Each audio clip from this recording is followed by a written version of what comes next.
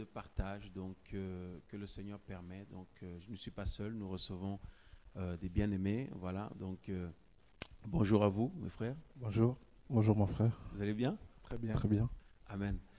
Voilà, donc nous recevons nos frères pour un temps de témoignage de ce qu'ils ont vécu lors de leur conversion notamment, et d'où le Seigneur les a tirés, et puis pour pouvoir bénir et glorifier le nom du Seigneur de par ce qu'il fait dans leur vie aussi, le fait qu'ils tiennent bon jusqu'à aujourd'hui par la grâce du Seigneur, et je pense que cela peut aussi encourager, fortifier beaucoup de frères et sœurs peut-être qui vivent ce genre de situation, que le Seigneur est là, il ne nous abandonne pas. Père, nous voulons te remercier pour ce moment. Merci pour ce temps de témoignage. Merci de conduire toutes choses, Seigneur, au nom de Yeshua. Nous te prions, Père de gloire. Amen. Voilà. Alors, mes frères, donc, c'est bon, les frères? Ok. Parce que comme j'ai vu ici, je pensais qu'il y avait un souci ici. Parfait, merci. Alors, mes frères, donc, heureux de vous recevoir. Donc, votre histoire est quand même particulière parce que lors de votre conversion, votre grand frère vous tapait carrément. Hein? Chacun votre tour, sentez-vous libre en tout cas. Hein? Effectivement, comme tu le dis, mon frère, on a beaucoup subi. Taper carrément, ouais. Parce que vous avez reçu le Seigneur Jésus, le Seigneur Yeshua dans vos vies. Ouais, parce qu'on a accepté le Seigneur Yeshua dans nos vies. Wow. Et du coup, tous ces projets qu'il avait, lui, en tout cas, s'est écroulé. Wow. Donc il était en colère contre nous. Ouais. Donc alors, là on est en 2020, donc ça s'est passé en quelle année à peu près? En 2012. 2012. Ouais, 2012. Il y a 8 ans déjà. Ouais.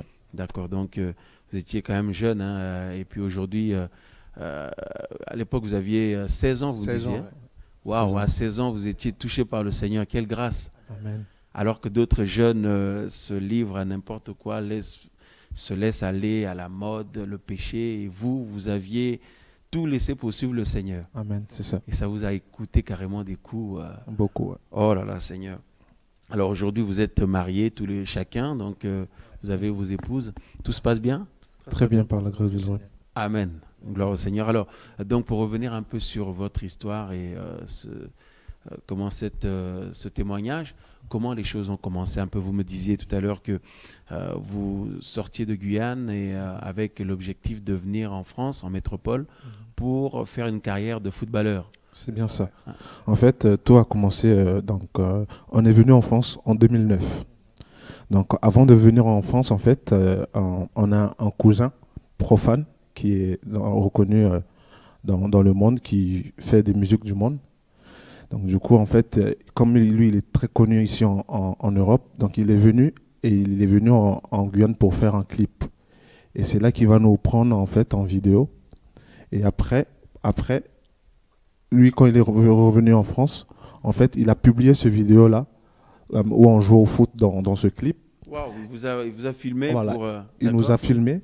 Et quand il est venu en France, en fait, il a publié la vidéo. Et c'est suite à ce vidéo-là, en fait, que mon grand frère a reçu l'information, en fait, qu'il devait venir en Guyane pour nous récupérer, pour partir après en métropole pour intégrer un centre de formation pour le foot. Votre grand frère qui voit la vidéo, donc votre grand frère qui habitait déjà en métropole, voit la vidéo et se dit, dis donc, ils ont du talent, les petits frères. C'est ça, ouais. C'est bien ça, ouais. Donc il est venu en Guyane pour venir vous chercher, pour venir faire intégrer un centre de formation ici. C'est bien ça. Ouais. D'accord. Donc alors là, il arrive, il vient vous prendre. Donc après, il arrive. Donc après, on revient. On arrive en France en 2009. Avec lui. Avec le projet d'habiter chez lui pendant quelques temps. Donc quand on est arrivé en 2009, on a habité chez lui. Et quelques semaines après, donc on a repris l'entraînement, tout ça. Et 2-3 semaines après, on est parti en centre de formation au Mans. Au Mans. Ouais, à cette époque, ils étaient en Ligue 1. D'accord. Donc du coup, on est arrivé au Mans, où on est resté là-bas toute une semaine. Donc on s'entraînait, on faisait des tests, tout ça. Vous passiez comment on appelle ça, les détections là? Les détections, tout ça, ouais. La préparation physique, tout ça. Donc c'était vraiment la phase de préparation pour intégrer la centre de formation. Donc du coup, on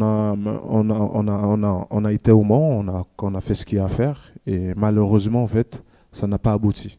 D'accord, vous n'avez pas été retenu. On n'a pas été retenu. Et donc le coach à l'époque, il nous disait en fait que nous, on avait beaucoup de talent et qu'effectivement, ben, là, il faudra retourner et continuer à jouer là où on jouait dans le club actuel. D'accord. Et du coup, donc, on est reparti. Et quand on est reparti, et c'est de là, en fait, qu'il nous avait dit, à travers notre cousin, qu'on pourrait retourner pour repasser le test l'année prochaine. D'accord. Donc, le club du Mans vous recontacte ensuite, au travers de votre cousin, pour revenir refaire une autre détection. C'est ça. Alors que la première détection n'avait pas fonctionné, vous n'avez pas été retenu. D'accord. Donc, vous avez continué à jouer dans votre club. C'était un club amateur. En attendant d'intégrer un centre de formation professionnelle. C'est bien ça, ouais. Et donc là, l'année d'après, vous retournez au Mans. Normalement, l'année d'après, on devait aller à Mans pour passer le test. Oui. Mais autre-temps, quelque chose s'est passé. Waouh. Déjà, en commençant, on a eu malheureusement le décès de maman. Waouh. Je pensais que c'était tout de suite le Seigneur qui vous touche, mais c'était... Oui. Donc il y a eu le décès de votre maman qui est intervenu entre-temps. Tout à fait. Wow. Alors que vous l'avez laissé vivant en partant On l'a laissé vivant en partant de Guyane. Oui. Et quand on est venu en France ici en 2009, 2 ans après, je pense, il est décédé. Wow. Et c'était un choc pour nous parce que c'était pas facile. On était très jeunes. Mais après le décès de maman, quelques mois après, c'est là que le Seigneur nous a touchés. Il y a un ancien frère, malheureusement, qui est retourné dans le monde, qui nous avait témoigné du Seigneur ici à Poitiers. Donc un jeune que vous avez rencontré qui priait à l'époque. Tout à fait. D'accord. Qui nous a témoigné du Seigneur et on a été touchés par l'amour du Seigneur. Et il y avait aussi un frère qui venait partager souvent avec nous la parole. D'accord. Et on était vraiment encouragés qu'en fait, on a pris la décision de tout abandonner. Wow. Aussi bien le foot que les soirées qu'on faisait entre jeunes. Parce que vous sortiez aussi... c'est ça, ouais. Là, vous menez une vie mondaine, comme les jeunes à l'époque, 16 ans. 16 ans, oui. D'accord. Donc là, la situation qui intervient avec le décès de maman, ça vous met un coup terrible. Ouais. Et quelque temps après, vous rencontrez donc ce jeune frère qui vous témoigne d'un groupe prié avec d'autres personnes. C'est ça. Ouais. Et là, vous arrivez, le Seigneur vous touche. Oui. Et plus envie de continuer le foot, les soirées, Tout à fait. Arrivant là-bas, le frère qui exhortait, on a été touché par l'enseignement qu'il apportait. Amen. Et on était convaincus du péché. Wow. Et suite à ça, on a dit qu'on va suivre le Seigneur. Voilà. Wow. Et c'est ça, malheureusement, qui a suscité, en gros, la haine dans le cœur de mon grand frère. La haine et la colère. La colère. Et qui avait ce projet en disant que non, mes frères vont être professionnels. Du coup, je serai bien, mon retraite sera assurée. Du coup, le fait qu'on s'est par la suite converti, donné au Seigneur, ça a cassé tous ses plans. Parce que lui est venu vous chercher donc, au pays pour émerger dans le foot, pour que lui il se frotte les mains aussi. Et puis là, touché par le Seigneur Jésus, le Seigneur Yoshua, et vous voulez tout arrêter. Donc il est maintenant en colère, il vous en veut. Ouais. Wow. Jusqu'aujourd'hui, il nous en veut en fait parce que lui, comme il avait ses projets à lui, il disait avec mes petits frères là, on va faire beaucoup d'argent. Donc il avait ses projets. Et d'un jour au lendemain, en fait, quand le Seigneur nous a touchés, c'est là en fait qu'il a compris que non, en fait, il faut respecter leur choix. Ils ont fait le choix de servir le Seigneur, mais au début, c'était pas facile. C'était pas du tout facile. Donc là, vous êtes touchés maintenant. Vous avez tout abandonné pour suivre le Seigneur Yehoshua. Et puis là, à la maison, puisque vous habitiez chez lui, l'atmosphère devient tendue. Il vous faisait des menaces. Au début, comment ça a commencé? Comment il a commencé à vous montrer son mécontentement et le fait qu'il vous en voulait d'être converti au Seigneur? Il nous a dit clairement que on a fait une réunion ensemble avec lui et il nous a clairement dit qu'à la base, s'il est venu nous chercher, nous récupérer en Guyane pour nous amener en France, c'est pour le foot. Donc, on ne peut pas venir en France ici pour servir le Seigneur. Donc, parce que vous avez carrément eu un temps d'échange. Waouh. Et on leur a dit clairement que nous, on a pris la décision de suivre le Seigneur. Wow. Depuis ce jour-là, c'était parti. Wow. Une fois qu'on partait prier avec les frères et sœurs, dès qu'on rentrait, ils nous tapaient. Ils vous tapaient carrément. Ils nous tapaient. Seigneur Yeshua. Il avait carrément aussi, parce que lui aussi, c'est quelqu'un qui aime les soirées, et il avait les matraques là, des policiers. Il avait une matraque. Il avait carrément ça, et des fois, il nous tapait avec ça. Un jour, je me souviens qu'il nous avait tellement tapé que le matraque est cassé en deux. C'est cassé. Ouais. Seigneur, mais cela ne nous a pas empêché quand même de suivre le Seigneur. C'est vrai que ce n'était pas facile au début, mais on avait pris la décision, on avait cette forte conviction que le Seigneur nous avait vraiment appelés. Du coup, on continuait. Seigneur Yoshua. Donc, on revient un peu dessus parce que là, c'est fort quand même. À 16 ans, vous êtes touché par le Seigneur. Votre grand frère, donc, avait des projets, d'autres projets pour vous. Et là, le Seigneur, qui, lui, a des projets de paix et de bonheur pour ses enfants, il vous touche, ce qui était un miracle. Vous aviez 16 ans. Et donc là, votre grand frère en colère, il vous dit ouvertement que moi, si je vous emmenais ici, c'est pour le foot. Maintenant, vous suivez le Seigneur. Donc, en gros, arrêtez avec ça. Arrêtez avec ça. Et vous ne vouliez pas arrêter. Vous avez continué à prier. On a continué à prier parce que quand le Seigneur nous a touchés, on était tellement touchés par l'amour du Seigneur parce que, étant donné en fait que, comme on a quitté la Guyane très très jeune, donc il y avait cette manque affectif. Et quand le Seigneur nous a touchés, on a ressenti cet amour-là. Et c'est là qu'on a tout abandonné. Seigneur. Et ce changement radical a fait que lui, il disait que mais, vous êtes dans une secte, c'est pas possible. D'accord, donc quand il vous a vu prendre une décision comme ça de changer du jour au lendemain, donc pour lui, il n'y a pas d'autre explication, c'est une secte, quoi. C'est bien ça, ouais. C'est bien ça. Et donc il a commencé à vous taper.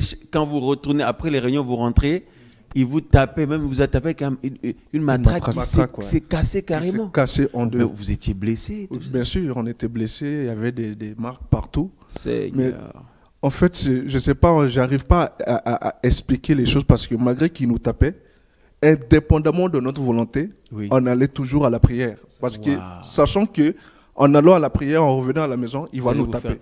Mais on allait quand même, et ça a duré plusieurs mois comme ça, voire des années. Ça a duré donc plusieurs mois, plusieurs années carrément. Oui. Je me rappelle, mon frère Sylvain, Seigneur. Un jour, il nous a tellement tapé, enfin, il me tapait, et pendant qu'il me tapait, il dit, ce jour-là, aujourd'hui, tu vas voir le démon qui est en moi. Non. Ah oui, il a dit, il s'est acharné, il a commencé à carrément se battre. Mais il se défoulait quoi, sur vous comme si vous étiez. Mais nous, comme on a toujours grandi en fait que mon grand frère c'est quelqu'un qu'on respecte beaucoup. Seigneur, donc on n'a jamais voulu se battre avec lui parce qu'on était à deux si on voulait, voilà, mais on n'a pas voulu me rétorquer.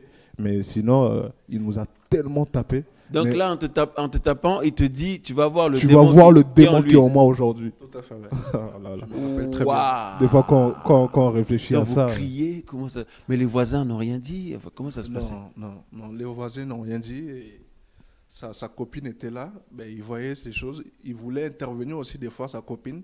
Mais elle aussi, elle se faisait menacer, disant que ça ne te regarde pas, c'est mes petits frères, je fais ce que je veux. Wow. Donc, nous rappelons quand même que d'autres auraient pu porter plainte à votre place, porter plainte carrément. Donc vous n'avez pas eu à cœur de porter plainte contre lui? Il y a des gens qui nous ont conseillé de porter plainte, mais honnêtement, des fois, on avait cette peur par rapport à notre confrère qu'il était tellement violent je me disais que si on porte plainte, ça peut s'empirer. Ça va être pire. Donc, il vaut mieux pas faire ça.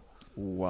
Et puis, vous êtes jeune, vous vivez un déséquilibre quand même. Votre maman vient de décéder et votre papa était un peu, selon ce que on échangeait, votre papa faisait sa vie un peu à gauche, à droite. C'est bien ça. Donc, votre grand frère, finalement, était un peu comme votre père qui vous reçoit. Et là, il vous malmène comme ça. En fait, il vous persécute carrément, il faut le dire. Il vous agresse à cause du nom du Seigneur Jésus, le Seigneur Yoshua. Et donc là, ça a duré plusieurs mois, plusieurs années. Il continuait comme ça. Et vous, donc quand vous allez à la prière, vous savez quand vous allez rentrer, vous allez vous faire taper. Oui. Systématiquement? Systématiquement, oui. En fait, il nous a carrément dit, il ne faut plus aller à la prière. Donc chaque fois que vous allez prier, vous êtes coupable. On est coupable. On est coupable. Et vous méritez d'être fouetté, tapé. Fouetté, ouais. Franchement, malheureusement, ouais. Waouh! C'est vrai que c'était pas facile, ces temps-là, c'était pas facile pour nous, mais on était tellement envahis par l'amour du Seigneur que, indépendamment de notre volonté, on y allait quand même. Waouh. Sachant qu'en rentrant, il va nous taper. Il va vous taper. Ça, c'est sûr. Vraiment, frères et sœurs, leur témoignage, franchement, je suis un peu dépassé. Donc, c'est des frères qui sont avec nous déjà depuis quelques années. Et c'est vrai que je ne savais pas précisément, comme j'en avais entendu parler qu'ils se faisaient taper à cause de leur foi. Mais je pense que, comment dire, de plus en plus, on va prendre des témoignages comme ça pour montrer aussi d'où le Seigneur a tiré les uns les autres. C'est important. Et je pense que cela peut aussi encourager beaucoup d'autres frères et sœurs. Donc, carrément taper avec une matraque. Et la matraque se casse sur vous. Et vous étiez blessé parfois, vous avez des marques, tout ça? Ouais, on avait des marques. Des cicatrices. Mais après, on les cachait. On les cachait. Wow. C'est vrai que je me rappelle encore une fois lorsqu'il nous a tapé. Oui. Il nous a tapé. Et pendant qu'il partait au travail, dans son véhicule. En fait, le moteur a explosé. Wow. Donc, le moteur a carrément lâché. Et quand il est revenu à la maison, ben, il nous a encore plus tapé parce qu'il a dit qu'on a prié au Seigneur pour que le Seigneur lui frappe. Wow. Donc, il a dit que le moteur qui a cassé, c'est à cause de vous. C'est à cause de nous. Ouais. C'est à cause de nous. Waouh. Waouh. Donc, c'est parce que vous avez prié. Alors, le Seigneur l'a frappé là-bas. D'après lui. Donc, il vous l'a reprêché. Il a dit, pourquoi vous avez prié Du coup, on lui a dit clairement qu'on n'a rien dit. Vous n'avez rien dit au Seigneur. On n'a rien fait. Après, mais nous, on a compris que par la suite, que c'est vraiment le Seigneur qui l'a interprété, mais lui, pour le faire réaliser que, mais pourquoi tu fais ça? Mais lui, il était tellement buté que, non, lui, il s'en foutait. Mais complètement possédé, hein, comme il l'a dit lui-même. Oh là là là là là. Mais ouais, donc avant de continuer, parce que c'est vrai que c'est terrible, et donc je vous propose de lire, qu'on lise ensemble le passage de Matthieu 10, le verset, du verset 21. C'est vrai qu'on le lit, mais là, vous l'avez vécu carrément, là. Et donc violence physique, agression physique à cause de votre foi. Waouh, waouh, waouh. Et heureusement que donc l'amour du Seigneur était tellement fort en vous que ça ne vous faisait pas arrêter, même sachant qu'en rentrant, vous allez subir ça, être agressé. Donc Matthieu chapitre 10, je lis pour nous le verset, après du verset 21. Le frère livrera son frère à la mort, et le père son enfant. Et les enfants s'élèveront contre leurs parents et les feront mourir. Et vous serez haïs de tous, c'est le Seigneur Yeshua qui parle, à cause de mon nom. Mais celui qui supportera bravement et calmement les mauvais traitements jusqu'à la fin, celui-là sera sauvé. Waouh, waouh, waouh, waouh. Quand ils vous persécuteront dans une ville, fuyez dans une autre. Amen, je vous le dis. En effet, vous n'aurez pas fini avec les villes d'Israël que le Fils de l'homme sera venu. Le disciple n'est pas au-dessus du docteur et l'esclave au-dessus de son Seigneur. Waouh! Donc, c'est vrai que le Seigneur, cette parole était prophétique. Le Seigneur le disait à ses disciples qui étaient en face de lui à l'époque, donc les Israélites. Et aujourd'hui, dans un deuxième temps, nous, des nations étrangères, le Seigneur nous a touchés et nous a attirés à lui. Cette parole est prophétique aussi pour tous ses disciples, tous ses enfants. C'est vrai qu'à l'heure actuelle où nous parlons, il y a des endroits où les gens sont emprisonnés à cause du nom du Seigneur. Et là, carrément, vous avez vécu, on vous a agressé physiquement, tout ça, et on est en France, et c'est votre propre frère. Et vos autres frères et sœurs ne réagissaient pas parce que vous êtes une famille, vous êtes nombreux? Oui, mais à cette époque-là, toute la famille n'était pas en France, à part un autre frère qui est converti aussi, mais lui, il nous conseillait même d'aller voir, de porter plainte. Mais vu que lui aussi, il était le petit frère de notre grand frère aîné. Ouais, donc c'est le frère aîné en fait. C'est ça, voilà. Donc tout le monde avait peur de lui. Avait peur de lui parce que malgré les conseils que notre frère qui est converti aujourd'hui, il nous donnait, lui aussi, mon frère aîné le menaçait en disant que mais pourquoi tu dis ça à tes frères? Donc, en gros, si tu continues, toi aussi, tu vas avoir... Tout à fait. Mais lui, par contre, habitait dans sa maison. Il est marié aussi. Tout à fait. Votre grand frère qui prie aussi avec nous, qui a vraiment engagé dans l'œuvre du Père. Amen. C'est ça. Et béni soit le nom du Seigneur. Donc, alors là, c'était devenu une routine de vous agresser comme ça, de vous taper comme ça. Et puis, comment ça s'est passé par la suite? Donc, pendant plusieurs mois, plusieurs années... Et ça s'est arrêté comment finalement? Par la suite, déjà avant qu'il arrête de nous taper, il nous avait dit, je me rappelle de ce jour où il disait que c'est sûr que vous n'allez pas tenir. Je vous laisse 1 an, 2 ans, vous allez revenir. Wow. Donc, il doutait de votre conversion. De notre conversion. En gros, ça va être comme les autres. Voilà. Vous vous êtes convertis là, mais vous allez retourner dans le monde. C'est ça, c'est ça. Et c'est pour ça, en fait, il vous tapait aussi pour vous arrêtiez. Décourager. Oui, pour abandonner le Seigneur plus rapidement. Afin de reprendre le foot. C'est ça. Pour que ses plans à lui. Waouh. Il nous a même menacé en disant que si on continue comme ça, comme il voyait très bien qu'il ne pouvait pas nous arrêter, il a dit, ben là, est-ce que vous pouvez nous redonner vos papiers? Donc il a repris nos cartes d'identité parce qu'il allait acheter carrément le billet pour nous renvoyer en Guyane. Wow. Et du coup, ça n'a pas abouti. Ouais. Mais quand vous veniez à la prière comme ça, vous en parliez avec les autres? Si, on parlait avec des frères et sœurs, mais eux, c'est vrai qu'ils étaient touchés, mais ils donnaient des conseils, mais sans pour autant comment faire quelque chose qui pourrait nous empêcher carrément, enfin empêcher à notre grand frère de ne pas nous taper, nous tabasser. Mais il y en a qui étaient trop réticents parce que mon grand frère était trop violent. Il est violent et il y a certains frères et sœurs avec qui on persévérait. Ils connaissent très bien mon grand frère, son caractère. Du coup, ben, eux aussi, pour se préserver, ben, ils disaient que il faut laisser. Donc, quand ils vous tapaient comme ça, vous pleurez, vous criez? On pleurait, mon frère, on pleurait, on criait. Je me rappelle un jour, on a témoigné à un autre frère là, qui est converti. Ça l'a tellement touché, il pleurait avec nous. Il pouvait rien faire de plus. C'est votre grand frère qui priait, voilà, qui prie et qui prie nous. encore aujourd'hui, qui est un homme marié. Donc, vous lui avez raconté ce que vous viviez. Ce qu'on vivait, pris de compassion, il pleurait avec vous. Ça fait mal au cœur. Mes grandes sœurs, à l'époque, on leur disait en bref ce qui s'est passé. Ils nous disaient, mais qu'est-ce que vous faites? Mais partez, allez, vous êtes en France, allez porter plainte. Mais oui, allez porter, c'est ce que tout le monde aurait dit. Oui, c'est ce que tout le monde aurait dit, mais le problème, c'est que... Vous étiez comme... on était comme... bloqués, vous n'osiez... En fait, notre grand frère, pour être honnête, il nous tétanisait. Oui, il avait une forte influence sur vous. Influence, en fait, parce que, depuis notre jeune âge, il nous a comme éduqués. Et la façon qu'il nous a éduqués, en fait, c'est avec autorité, il criait sur nous. Ce micro-là, c'est bon, on entend ou pas? Il nous tapait, tout ça. Attends, je crois qu'il y a un souci sur ce micro. Tu peux prendre, on peut nous emmener, ou un peu inversé. Ouais, je crois que c'est un problème de pile, non? Oui. Ouais, je pense qu'on va pouvoir gérer ça. Voilà, merci. Donc, il y a un souci avec ce micro, hein? Ouais, c'est bon. Ok, c'est bon. C'est celui-là qui a eu le problème. Voilà, c'est ça. Ok, bon, laisse comme ça, vous. Ouais. Donc, je disais en fait que voilà et que en fait quand le Seigneur, votre frère avait une forte influence sur vous. Voilà. Quand on partait à la prière et quand on revenait, il nous tapait et il nous tétanisait tellement en fait que quand des fois on n'arrivait pas à dormir. Des fois, je me rappelle quand je dormais la nuit, je rêvais qu'il venait encore nous taper.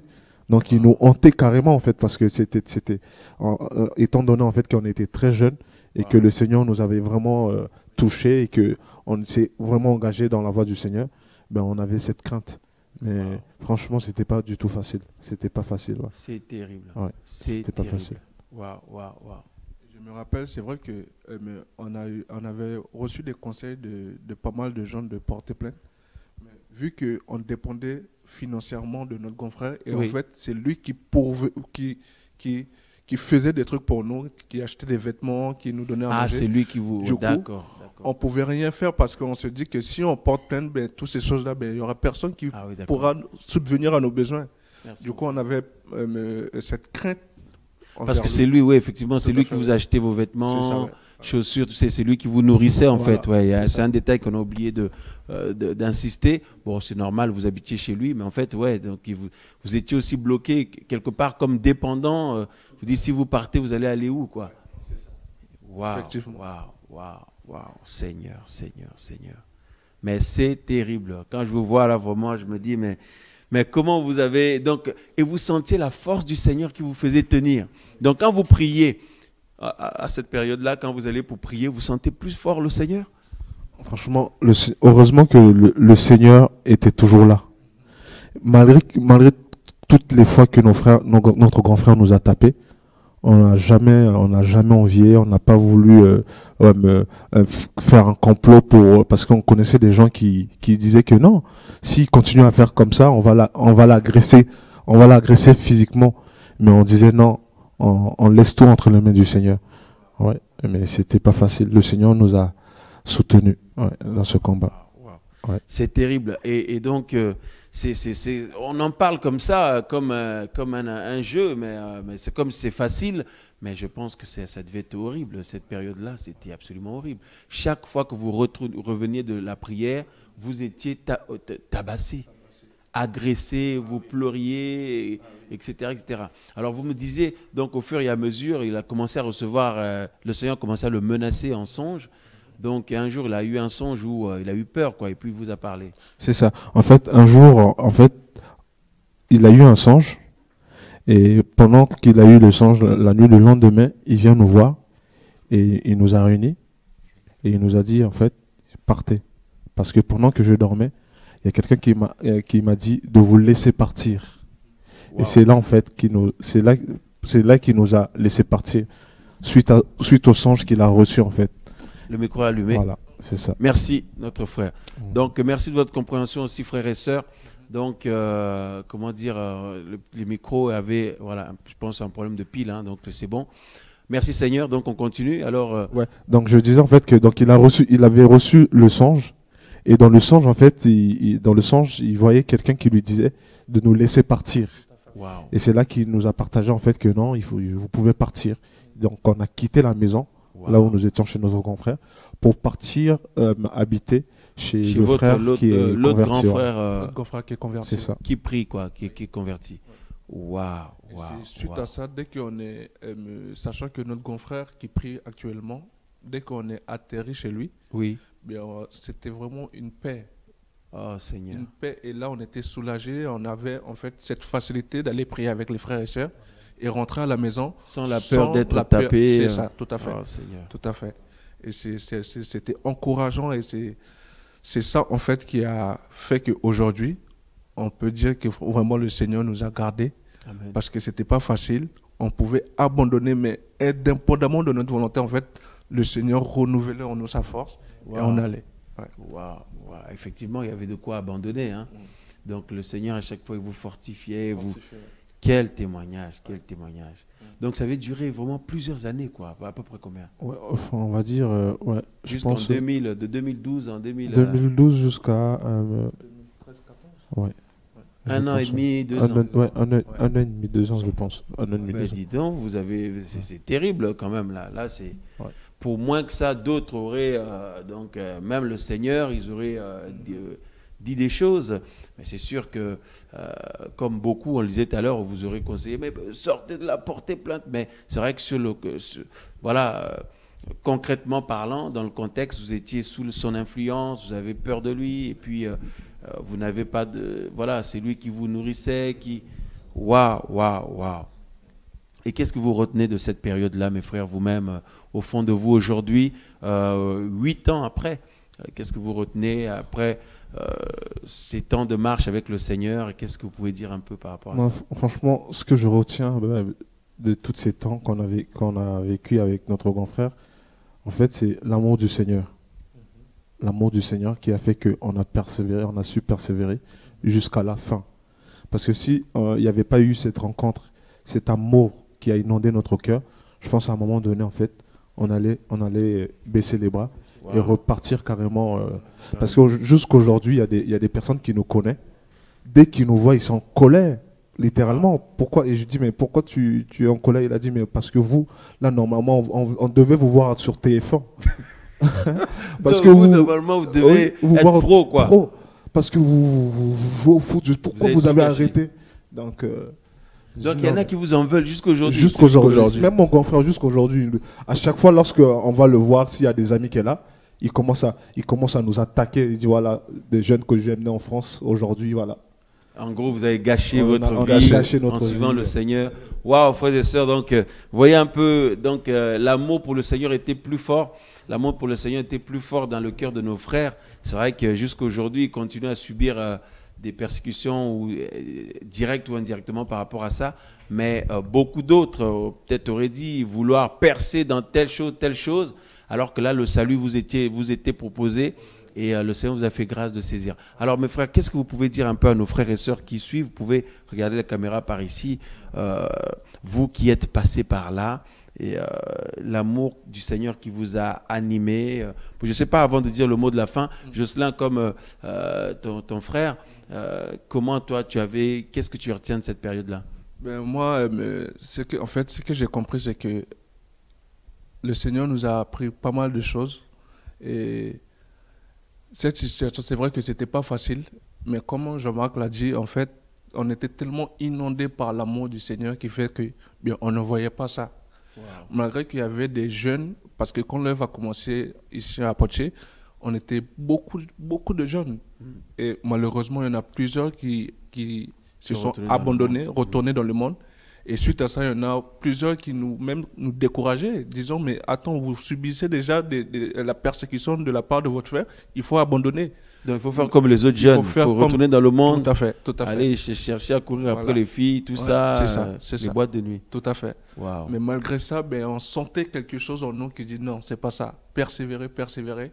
Et aujourd'hui, on comprend que le Seigneur avait quelque chose de merveilleux pour nous et on le voit aujourd'hui. Amen. Amen. Effectivement, aujourd'hui, vous êtes mariés, comme j'ai dit tout à l'heure au début, et vous servez le Seigneur avec vos épouses. Et merci Seigneur. Amen. Donc, qu'est-ce que vous pouvez dire comme mot de la fin, effectivement, à nos frères et sœurs qui suivent un peu, de par cette expérience d'où le Seigneur vous a sorti et ce qui vous a permis de vivre? En fait, moi, ce que je peux dire aux frères et sœurs, c'est s'il y en a qui vivent des moments difficiles tout à fait. Comme ça. C'est de tenir ferme. C'est vrai que c'est pas facile, mais j'ai réalisé que la vie chrétienne, c'est une vie où il faut persévérer parce qu'il y aura des combats. Il y aura des moments très difficiles, mais il ne faut pas pour autant abandonner parce que le meilleur est à venir pour nous. Aujourd'hui, on pleure, on gémisse, mais demain, on sera dans la joie, on sera dans le bonheur. Amen. Donc, il ne faut pas baisser les bras, persévérer et le Seigneur va nous récompenser. Alléluia. Amen. Alléluia. Moi, ce que je peux dire à tous nos frères et sœurs qui sont persécutés dans le monde, il y a un verset qui dit que tous ceux et celles qui vivent pieusement en Yehoshua seront persécutés. Donc en fait, la preuve qui atteste que nous sommes vraiment des enfants d'Elohim et que nous sommes des fils et des filles du Seigneur, c'est parce que nous sommes persécutés. Donc quel que soit ce que nous subissons, sachez que la récompense sera grande. Donc vaut mieux persévérer parce que le Seigneur a dit que celui qui persévérera jusqu'à la fin, mais celui-là sera sauvé. Donc il faut tenir bon, le Seigneur est avec nous et il compte sur nous. Amen. Donc voilà ce que je peux dire, mon frère. Alléluia. Alors le chemin est long, vous êtes jeunes, nous sommes tous là dans le Seigneur et le chemin est encore long devant nous. Et vraiment bon courage à vous, nos frères, et continuez toujours à aimer le Seigneur comme ça et que tout ce qu'il a prévu pour vos vies, vraiment qu'il se glorifie le Seigneur au nom de Yeshua. Voilà, et merci d'être venu témoigner cette expérience-là qui, je pense aussi, va beaucoup toucher aussi. Voir l'amour du Seigneur et comment un cœur touché par le Seigneur peut, malgré les coups, comme Paul, Paulos, qui était aussi tapé, tout ça, vous à 16 ans, tout ça, et vous avez l'opportunité de retourner dans le monde comme les autres, mais là, vraiment c'est beau, et le Seigneur qui vous a toujours fortifié, qui continue à vous fortifier, à vous bénir, vous et vos épouses. Voilà, donc frères et sœurs, tenons bon dans le Seigneur. C'était un temps de témoignage pour glorifier le Seigneur de ce qu'il opère dans nos vies, dans la vie des uns des autres et aussi d'où il nous a tirés. Donc on continuera à en partager d'autres comme ça. Voilà, et nous vous disons à bientôt sur MVE TV pour d'autres partages. Et merci nos frères pour le témoignage, que le Seigneur vous bénisse. À bientôt frères et sœurs au nom de Yeshua. Amen.